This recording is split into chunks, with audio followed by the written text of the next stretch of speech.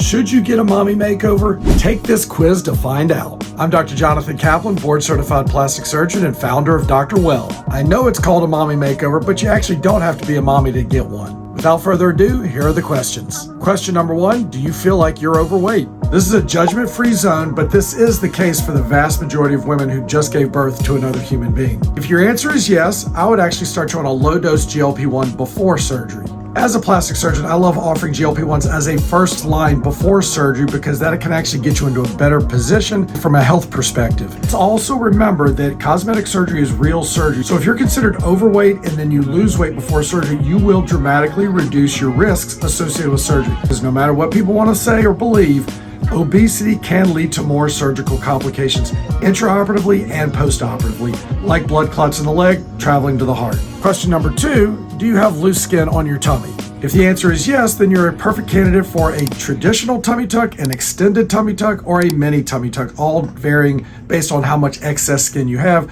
that wraps around your abdomen. So to review, if you have excess skin in the middle part of your abdomen, then you're probably going to be a candidate for a traditional tummy tuck where the incision goes from hip to hip. If you are a marathon runner and you just have a very small sliver of skin, then you might be a candidate for a mini tummy tuck. Question number 3, are your breasts pendulous and or deflated? Hey, you're not alone. This is very common in women who have breastfed because during breastfeeding, obviously the breasts get very large and engorged, and after you're done breastfeeding, they deflate, but they still may be very pendulous, and this is where it's appropriate to get a breast lift.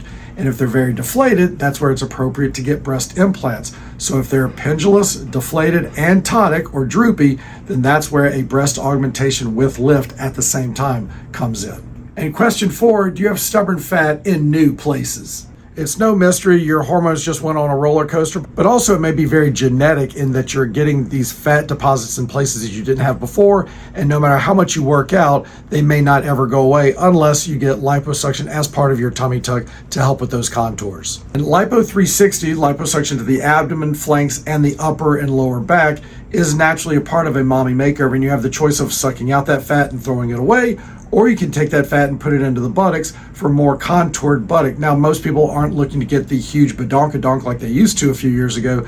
Now more people are getting the fat put into their hip dips, which the hip dips are a totally normal anatomical feature of the body. But if you don't like how the hips go in, you can actually do fat injections through the crease under each butt cheek so the incision's well hidden and fill in the fat to the hip dips to give you more rounded shape. Now, don't just let anybody start injecting fat into your buttocks because there are risks to it, and that's why we always have the whole conversation about informed consent before surgery.